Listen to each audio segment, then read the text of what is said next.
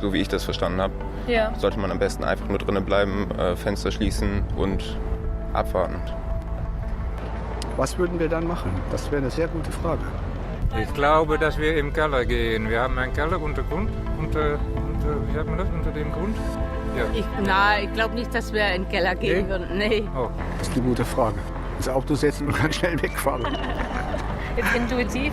Ja, das ist intuitiv. Ins Auto setzen und wegfahren, ja. So schnell wie möglich weg. Ja? Ja, klar. No, run away. Take the car, and I don't know, take the car and go farther away from here, I guess. Like, I have no idea, Yeah. Also ich frage mich halt eher, wie schnell erfährt man wirklich davon, wenn da was ist. Ja. Also ist es dann vielleicht schon, also deswegen, ja, wahrscheinlich ist es dann vielleicht doch besser, sich nicht ins Freie zu begeben. Aber ich merke, ich habe noch so Fragen, die ich klären müsste.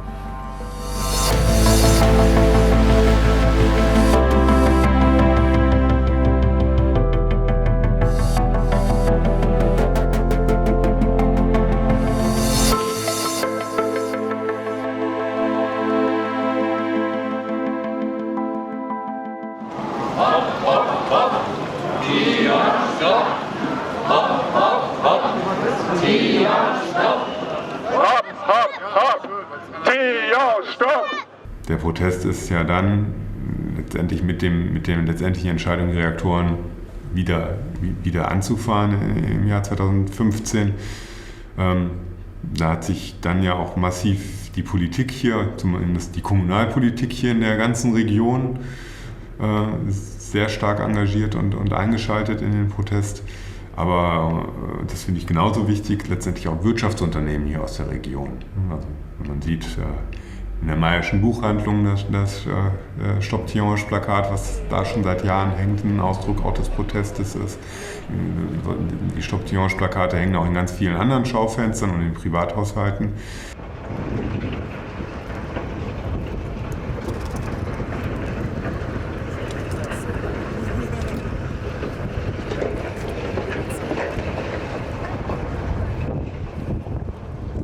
Im Reaktorbereich gibt es von alles 2 oder 3 Stück, das man wechseln kann.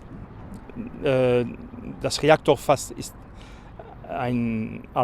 ist unik und es gibt darin 3500 Risse, die immer größer werden und es kommen immer wieder Risse dabei.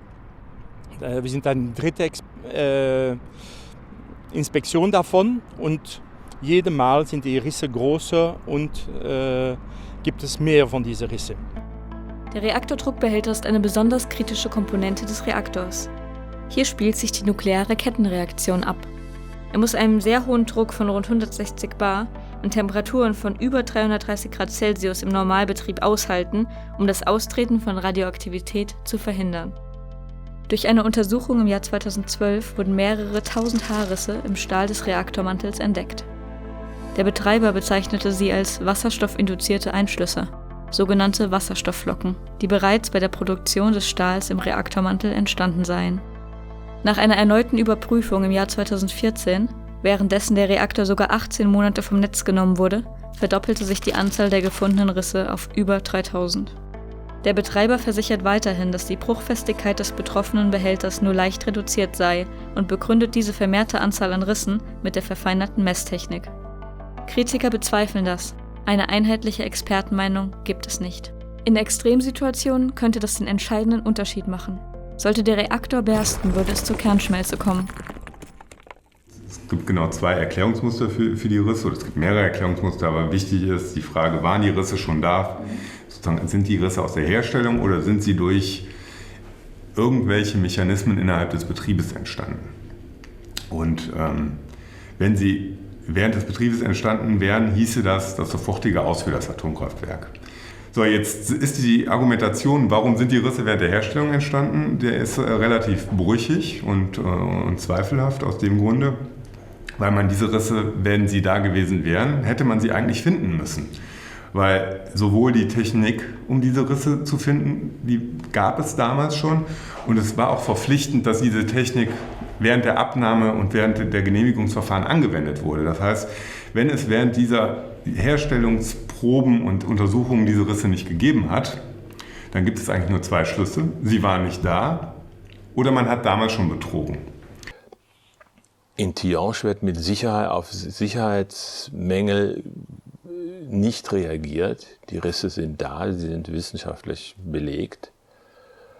Und es ist eigentlich unfassbar, dass ein Atomkraftwerk, das nach Auskunft von Fachleuten überhaupt keine Zulassung haben dürfte mit den Rissen, in Betrieb ist. Und da sehen wir eine sehr konkrete Gefahr, dass Radioaktivität freigesetzt wird. Und da kommt der Arzt dann und sagt, hier muss man was tun.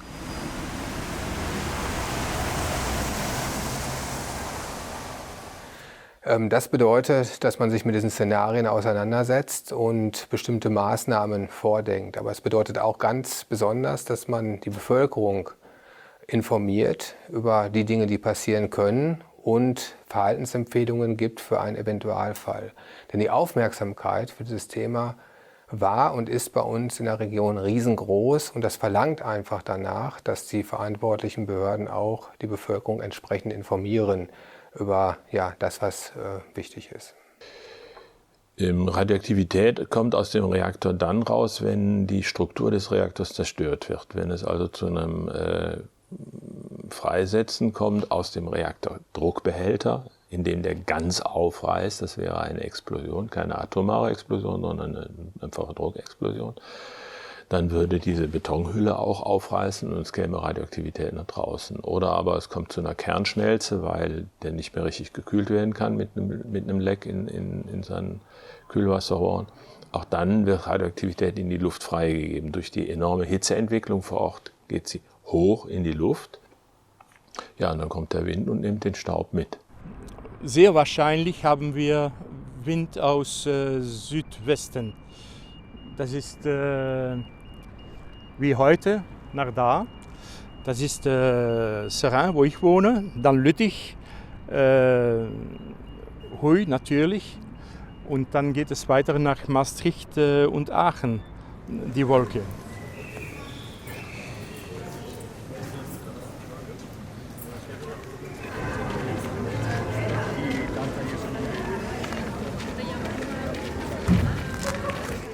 Und wenn so ein Wind weht und mit der jährlichen durchschnittlichen Geschwindigkeit von 15 Kilometer pro Stunde in 10 Meter Höhe, das ist die durchschnittliche Geschwindigkeit, dann wäre der in 4 Stunden da. Das ist aber nur die radioaktive Wolke, wie man das nicht, also der Fallout, der wird sich halt verteilen. Die Partikel gehen ja in die Atmosphäre und es wird sich großflächig verteilen. Die andere Situation ist ja, das heißt, wenn da was passiert, muss ja verhindert werden, dass die geschmolzenen Brennelemente in die Erde gehen. Das heißt, der Supergau. Das heißt, da wird Wasser drauf geschüttet. Und wenn man davon ausgehen kann, dass die eigentlichen Kühlsysteme dann nicht mehr existieren, muss man von außen Wasser drauf schütten, wie in Fukushima. Diese Mengen an Wasser, die ja dann hochradioaktiv sind, können sie nicht so ohne weiteres auffangen. In Fukushima sind die einfach in den Pazifik rein. Hier ist es ja dann so, dass es in die Maas geht. Bedeutet, die Maas wird radioaktiv verseucht sein und damit auch die Anrainer, die dort wohnen, Städte wie Roermond bis hin zu Rotterdam, der Hafen. Der Unsicherheitsfaktor sind in dem Moment nicht die staatlichen Behörden, sondern Engie Electrabel. Wann sagen die, es ist etwas passiert? Und wie lange schätzen Sie das ein? Das kann ich nicht einschätzen, aber Engie Electrabel kann man nicht vertrauen. Zeitnah heißt immer, dass sie uns rechtzeitig erreicht, diese Information als Bevölkerung, ja, und zwar rechtzeitig vor dem Eintreffen einer atomaren Wolke. Und davon gehen wir in all unseren Planungen aus. Und es gibt eigentlich nichts, was das in Frage stellt. Wenn alles vernünftig funktioniert an dem Tag, jeder seiner Verantwortung gerecht wird und seine Arbeit vernünftig macht, ja, dann werden wir auch in der Lage sein, die Bevölkerung rechtzeitig zu informieren. Der aktuelle Fall, wo es radioaktives Wasser gab, was aus dem primären Kreislauf in Doel ausgetreten ist, in einem Reaktor in Doel. Da wurden Vertuschungsversuche gemacht, selbst von der belgischen Atomaufsicht, die nur stückchenweise, und bis heute wissen wir das reale Ausmaß des Schadens nicht, letztendlich die Öffentlichkeit so lange im Dunkeln lässt, bis sie nicht mehr anders kann. Weil wir der belgischen Messung nicht trauen, hat sich ja in Aachen auch ein privates Messnetz entwickelt, das TDRM, Tihange-Doel Radioaktivitätsmessnetz, das also um Tihange und um Doel schon Messstationen errichtet hat, vor Lüttich, vor Aachen auch, sodass wir also selber erkennen können, wann Radioaktivität in verdächtigem Maße in der Luft ist. Dann wird Panik sein. Es ist natürlich sehr riskant, dann auf die Straße oder selber zu versuchen, mit dem Auto zu flüchten.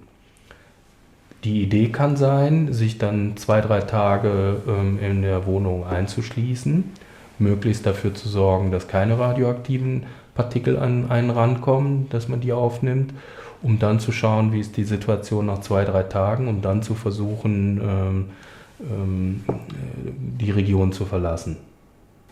Also in unserer Region wird es sehr schwierig werden.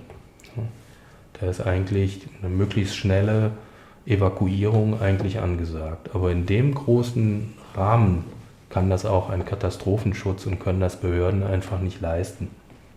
Es gibt kein öffentliches Konzept für Schulen und Kindergärten. Das machen diese selber, werden aber von der Bezirksregierung daran gehindert. Die Bezirksregierung setzt Lehrer und Schulleitungen unter Druck, sich nicht zum Schutz der Kinder einzusetzen, nicht Maßnahmen zu unterstützen, die die Eltern wünschen.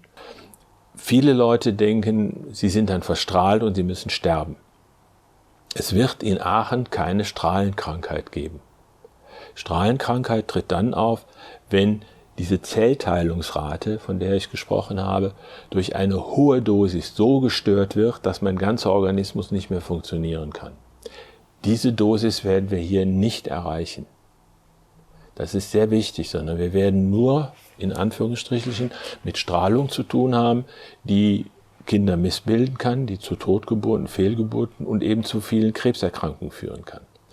Aber es ist nicht so, dass man unser Leben akut bedroht, dass wenn wir gleich auf den Boxgraben gehen und die Wolke kommt, dass wir dann irgendwie müde werden und Kopfschmerzen kriegen und zusammenbrechen und strahlenkrank werden. Das würde in Tihange passieren, aber nicht in Aachen.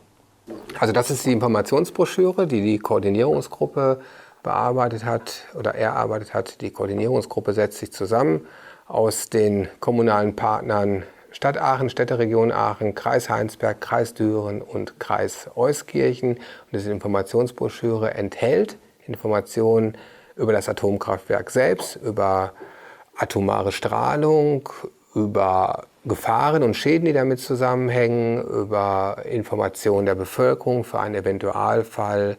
Die Broschüre empfiehlt bestimmte Maßnahmen und Verhaltensweisen für die Bevölkerung, gibt Aufklärung darüber, wie im Zweifel gewarnt werden würde und ist damit ein sehr grundlegendes Werk für die Information unserer Bevölkerung in der Region.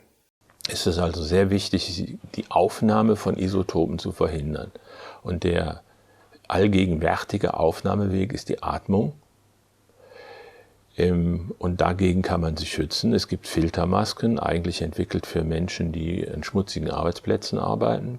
Die können Sie auch im Baumarkt kaufen oder im Internet für relativ wenig Geld, 2-3 Euro so eine Maske. Diese Maske hat den Effekt, dass sie den Staub und die Tröpfchen zu 97% aus der Atemluft herausholt. Das ist ein sehr wichtiger Schutzmechanismus. Den kann jeder in seinem Auto oder in dem Gepäck dabei haben, was er täglich mit sich führt.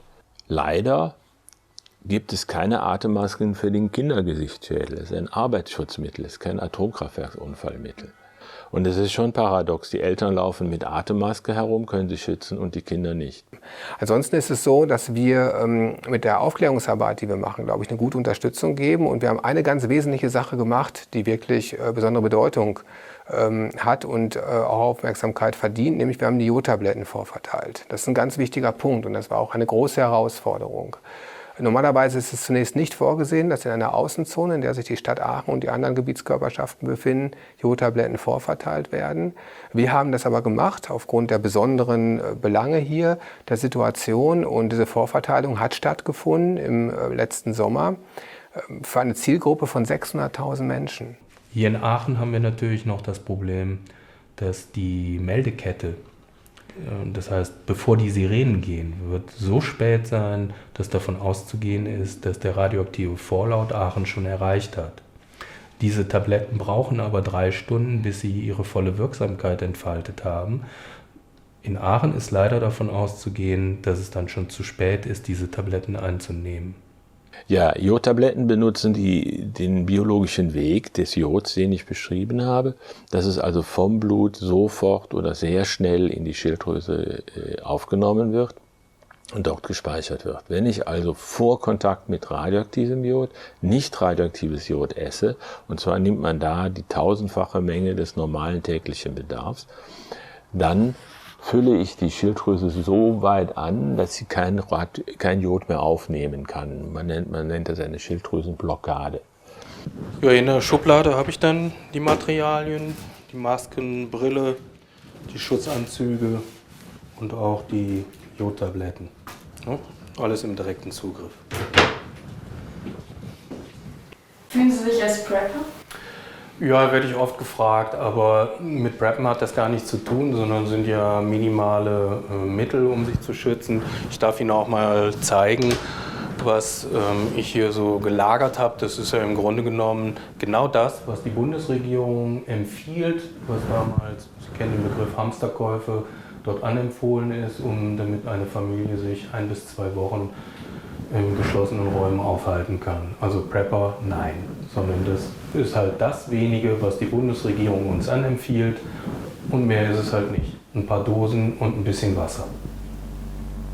Das Bundesamt für Bevölkerungsschutz und Katastrophenhilfe rät der Bevölkerung, Vorräte anzulegen.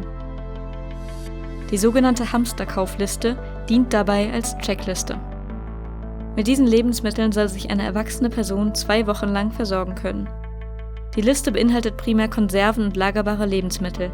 Frisches Obst oder Gemüse aus der Region wäre nach einem Supergau kontaminiert.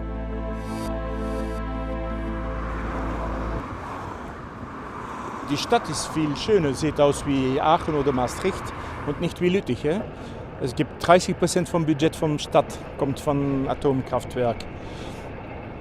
Nicht allein, dass die Menschen hier arbeiten, aber auch nach dem Bäcker gehen, nach die Garage, nach Mr. Brico da und so weiter.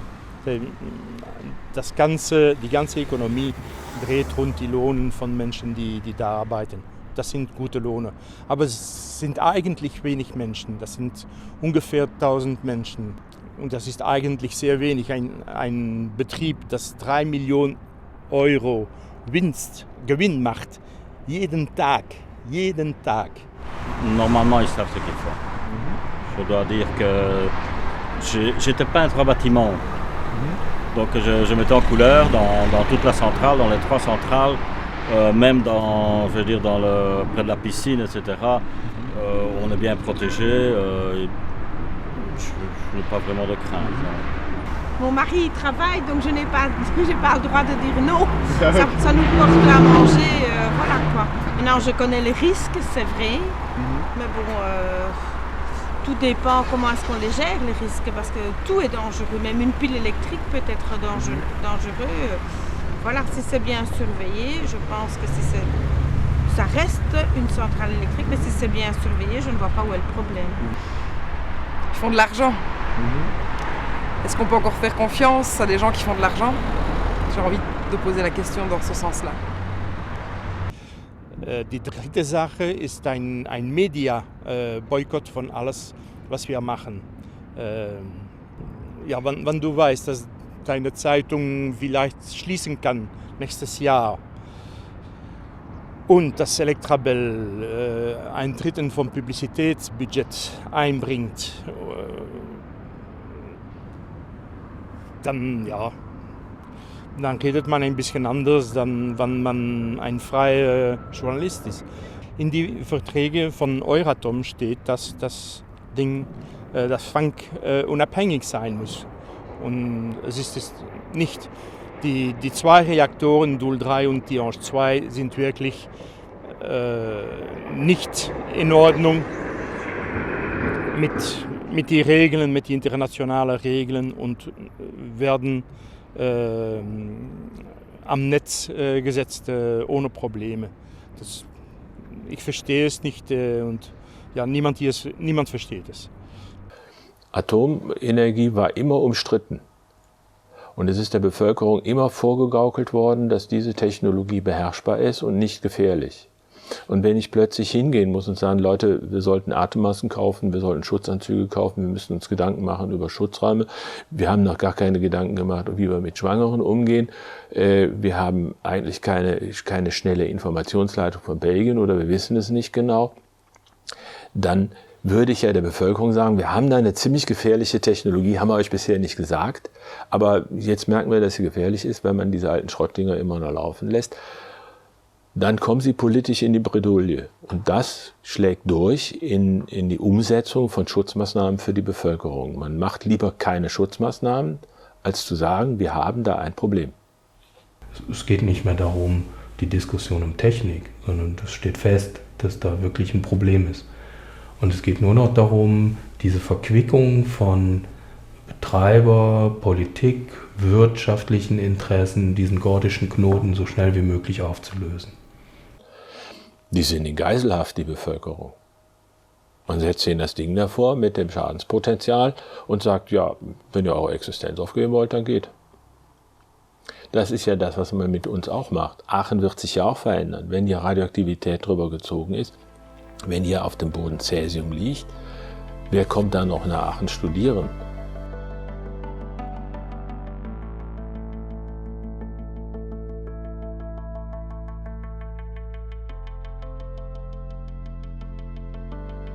Belgien plant den Atomausstieg bis 2025.